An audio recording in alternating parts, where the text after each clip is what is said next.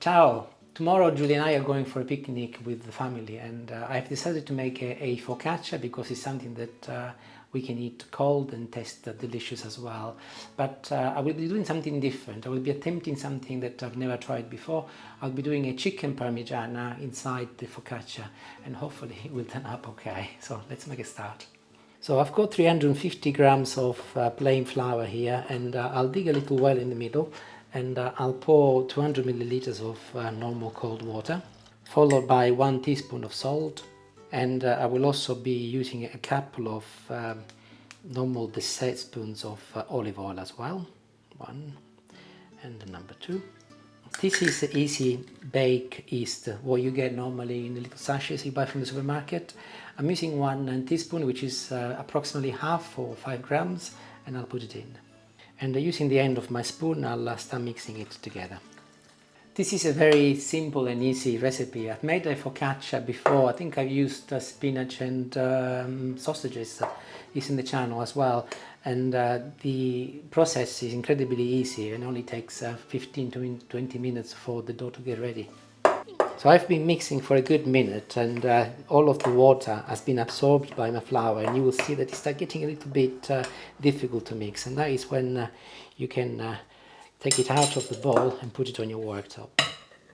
And you will have noticed that I've got no flour on the worktop. That is done on purpose because as long as your worktop is dry, you will find that this is quite easy as well. And I'll start kneading it with my hands. And this is quite easy and straightforward. Just use the palm of your hand and stretch the dough by applying this movement. And literally within a couple of minutes it's ready.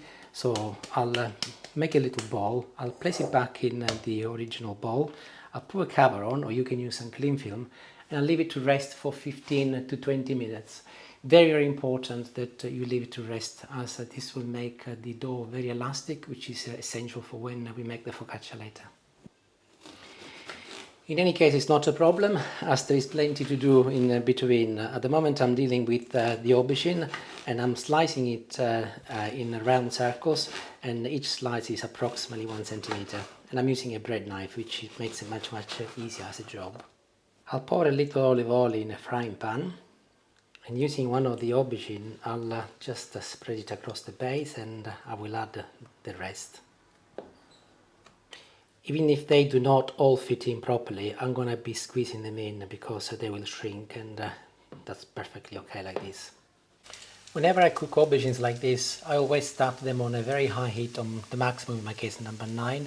Once they start sizzling, I'll turn them down, number 4, and I'll place the lid on, and I'll leave them to cook in their own steam. And that's why I didn't put a lot of olive oil, because they will be much healthier. And they should take approximately 12 minutes altogether, so I will take a good look in about 6 minutes, and then I'll turn them around. And with the aubergines out of the way, I can move on the chicken, and I'll putting at the moment 3 tablespoons of breadcrumbs in a bowl, a little Parmesan cheese, a tiny little amount of salt, a little parsley, 1 egg goes in another bowl. And I'll very quickly mix it with my fork, and I can move on to the chicken. This is 1 chicken breast, and using a sharp knife, I'm cutting it into slices approximately half a centimeter. I want this to cook relatively quickly, so that's why I'm doing them nice and thin. Whenever you are cutting chicken or pork or sausages, anything like that, always use a different board, a plastic one ideally, so that you do not cross-contaminate. Very, very important. And I'll move the chicken into the egg, and I'll mix it all together, and I'll leave it for a few minutes so that the egg marinates with the chicken. That's good. I will now move my chicken by picking it up into my breadcrumbs. I will not be pouring it in because there is going to be surplus egg, and I don't really want it. I just want the chicken. And again, using my hands, I'll go in and mix everything together. New frying pan, olive oil, a little bit more generous this time, as we're going to be cooking the chicken. And I'll do a little taste with one, and I can see that the oil is at temperature, so I can start putting my chicken in. And do not worry too much if it does overlap. It's not too important. The most important thing is that it cooks, and as it is actually very thinly sliced, it will not take very long at all. And the aubergines should be ready to be turned around. Let's have a look. Yep, nice and gold. So I'll just go along and turn them around. And I'll put the lid on, but I'll turn the temperature up a little as they're taking me to be longer than I want them to. Maybe I'll put them on number 6. The chicken is doing very nicely. Within a couple of minutes it's beginning to cook, and you can see that it's turning nice and gold as well in color. Make sure that you do not burn it, because clearly the breadcrumbs, they could easily burn if you leave them. I am keen for the chicken to be properly cooked before it goes inside the focaccia, so that by the time I put the focaccia together, all of the ingredients should be pretty much cooked, especially the chicken. And the chicken is ready, and I will move it onto a bowl with some kitchen paper, so that some of the oil will get absorbed. I think I should actually try a piece. Buonissimo. You can, of course, eat that as a meal as well. It's perfectly okay. Delicious. And the aubergines are also done, and they look absolutely stunning, and I'll put them inside a bowl as well. And I'm going to pour a little olive oil and some parsley so that they can marinate while I get on with the other ingredients. To make a good Parmigiana you need tomato sauce, but I have been thinking about the wisdom about using passata in this dish, because it's very liquidy, and my fear is that it will seep through the focaccia and it will become a mess when it comes to it. So I decided to chop some tomatoes instead. So I've got approximately 150 grams of fresh plum tomatoes, and at the moment I'm chopping them into little pieces first. And now that I've halved them, I can go back with my knife and I'll start chopping them even smaller, otherwise they'll be rolling and they will end up all over the floor. So my tomatoes are done, and I'll move them into a separate bowl. Again, if you were to make Parmigiana, you would use basil, so I'm chopping a little basil into my tomatoes next. And I will marinate them with some olive oil, a little pepper, and again a tiny little amount of salt. And I think I'm pretty much done with the fillings. I will also be using some ricotta, but I don't need to prepare that, so let's get back to the dough. And here is the dough, which has been resting, and actually, as it is quite warm at the moment, it's actually grown a little bit in a short amount of time that has been resting. As you can see, it's done really well. So let's remove it from the bowl, and I'll cut this into 2 pieces in the middle. Put one back in the bowl with the lid on so that it doesn't dry. Baking paper and a little sprinkle of flour. And I'll make a little bowl with my dough and put it down. And using my hands, I'll start spreading it into a circular form, so that a bit like if you're making a pizza really, and start doing that with your hands first. I will be doing my focaccia using the same frying pan that I used for the aubergines, and that is 28 centimeters in diameter. So the dough will need to be at the very least 28 centimeters in diameter or larger. And I will be using a rolling pin with some flour on the top to start rolling my dough. And as you've got the baking paper, it's very easy to just turn it, and then you can carry on the other side. And as you can see, it's actually spreading nicely, and it's beautiful actually. And that is the reason why it's so important that the dough rests for at the very least 15 to 20 minutes. If you're not sure if it's 28 centimeters, this is a normal dish, and that is 28 centimeters, and you can see that by putting it on top, it fits perfectly. So that's a little template, a good guide. And I'll put this on one side, and I'll do exactly the same with the other half. And that is number 2 finished. They do not have to be perfectly round, by the way, and we are not making a pizza. And by the way, a little tip, as they are not easy to transport, because as soon as you lift them, they just bend, as it is actually. This is working. It wasn't earlier. But what I do, I put a little plastic board underneath, and then it's much easier to just lift it. And I am ready to start putting my chicken Parmigiana Focaccia together. Now, because I am a little bit scared about liquids seeping through, I'm going to be doing the very first layer with some cheddar cheese, so that it will provide a degree of barrier between any liquid and the outside of the focaccia. By the way, do ensure that you've got a little board or something underneath before you start. So you need that, then the baking paper, and then your dough. And my next ingredient is going to be tomatoes. I'll put 4 spoons in it. And I'll spread my ingredients as far as I can within 1 inch or so from the edge of my focaccia. Followed by a layer of aubergines, and I'll press it down with my hand as well as I go along. Parmesan cheese, it is a Parmigiana after all. There is no particular order. The most important thing is to ensure that you put plenty of ingredients, but also keep away as much as you can from the edges. And I'm now putting all of my chicken. I'll do that all in one layer. Earlier I mentioned ricotta, so I'll put some ricotta. Again, I'm not gonna go mad, just a little to give us some flavor. And every time I put more ingredients, I'll press it with my hand and I'll go as close as I can within 1 inch from the edge. Put a little bit more Parmigiano next. And I'm kind of working in reverse now, kind of. I don't remember if tomatoes were before the aubergines or not, but you get the gist.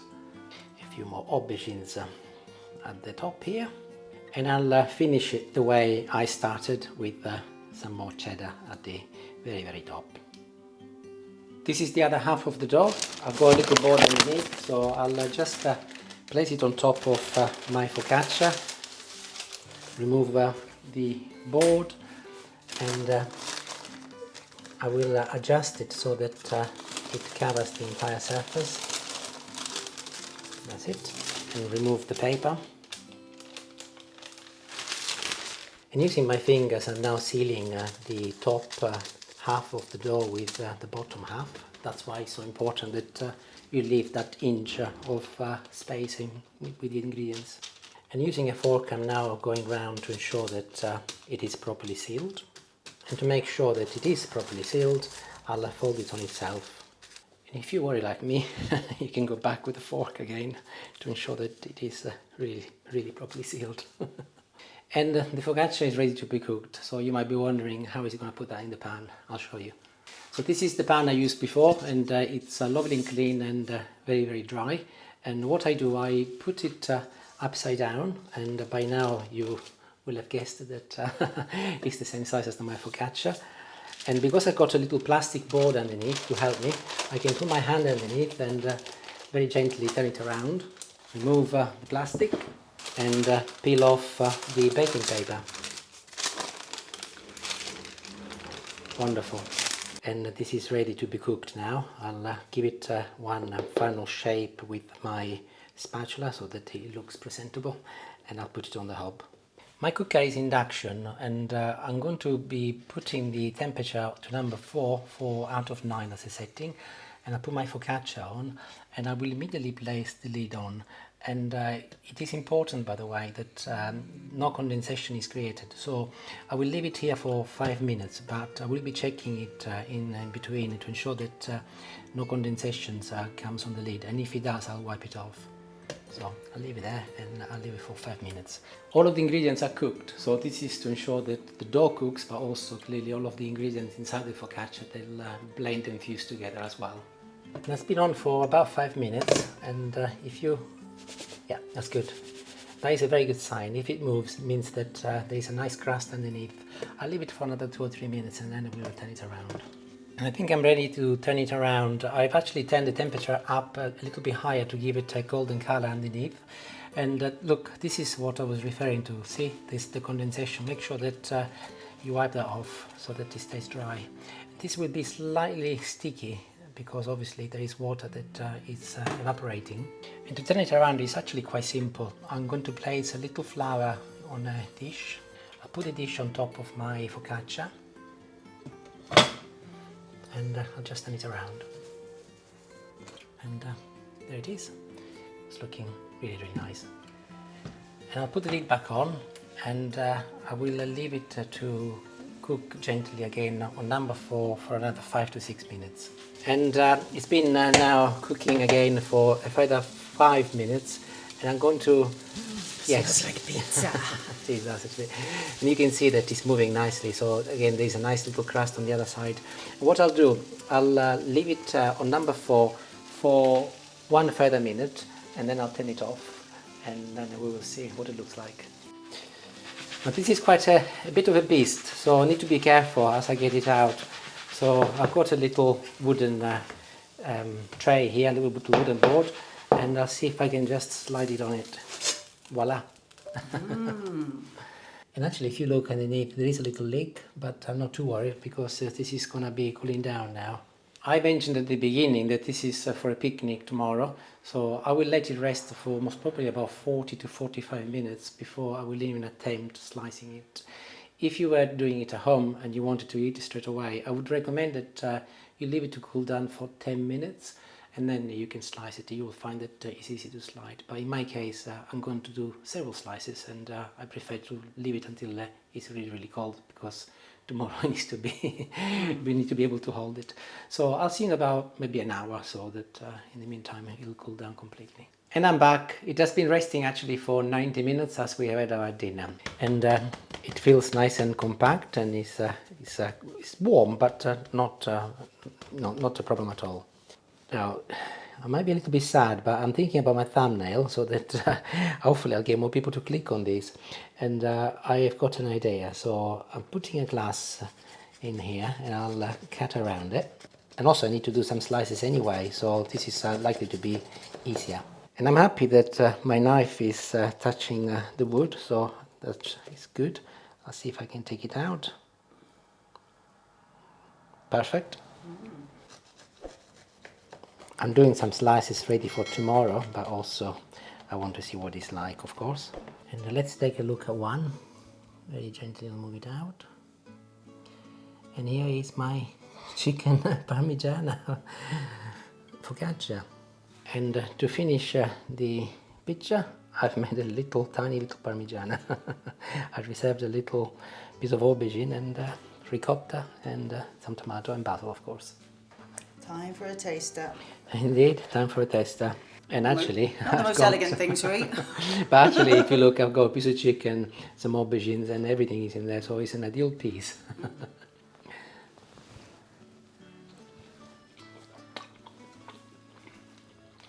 I think it's the best focaccia of my life. It's really lovely. And if you like focaccia, if you like chicken in breadcrumbs, and if you like Parmigiana, absolutely perfect. I love it. And tomorrow morning when it's cold, it's going to be even better, because you know, when food sits in the fridge, it will marinate even more, and it's going to be tastier. So let me know if you make it. I would be interested to see if you like the recipe and the principle, and maybe something new. Arrivederci, grazie, and bye bye.